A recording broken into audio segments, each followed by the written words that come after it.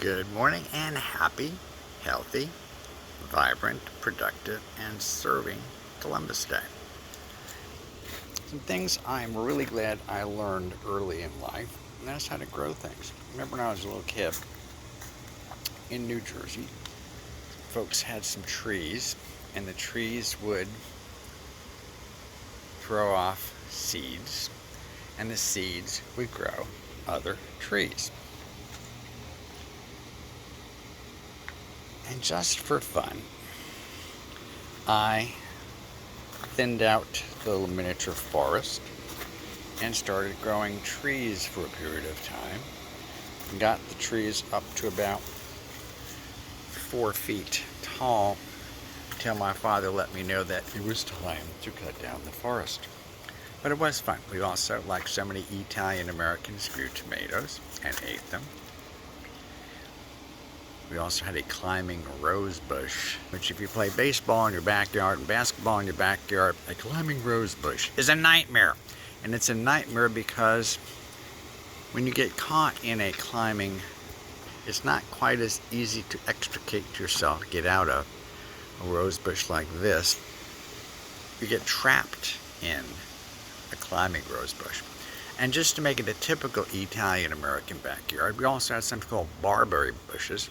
And the barberry bushes had berries, but they also had stickers like crazy. So it was almost like having a mesquite tree, or a line of them, in your backyard. If you've ever seen a mesquite tree, it has spikes coming out of it. At least that's been my experience. When we had a couple acres of land in North Dallas, we had some trees that could easily slash the tires of my John Deere riding lawnmower. So what do? You avoid those spikes and stay away from those spikes. You periodically cut the branches off and wait till nature deteriorates it for you, and then you simply make it into dirt again. This is going to be chapter 2 of lessons learned. And some of the lessons I've learned, which I really do appreciate, is how to grow things.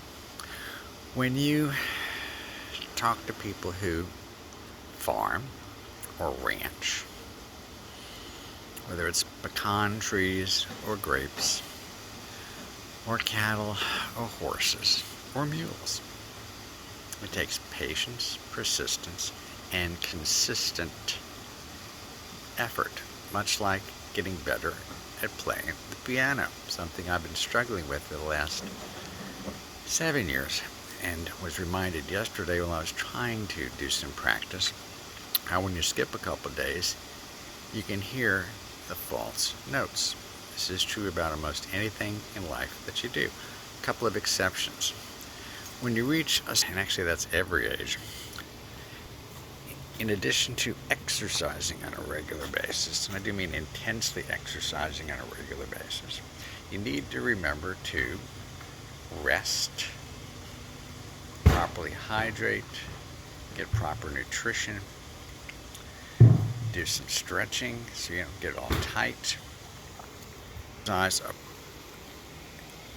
offsetting muscle groups. For instance, when you do a bench press or a push-up, it's a good idea to do some rowing that will pull your shoulders back and develop the muscles behind you so that you can actually stand up straight. Standing up straight is a big deal. Why? If you don't stand up straight, you have a bad habit of stooping over. And many of us, especially if you go to a gym, have seen people who have a bad habit of stooping over, which, from my point of view, totally defeats the entire purpose of working out. Heck, if all you wanted to do is might as well just go to a donut shop. Not that there's anything wrong with going to a donut shop if that's what you like to do.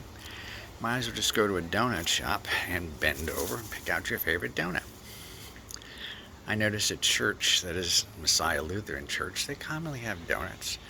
They probably even have a gym. Yep, they do have a gym now that I think of it.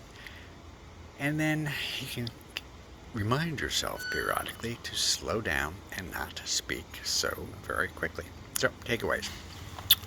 1, it's great to grow things. It teaches you persistence, patience, and consistent behavior patterns. 2, when you do exercise, and God knows I do exercise just about every ding-dong day. Actually, it is every day. Get some rest in between time. Properly hydrate. That is a fancy word for drink water. In addition to that, have a good positive attitude. Plenty of good nutritious food. Personally, I prefer a balanced diet, eating a little bit of this, a little bit of that. Plenty of vegetables.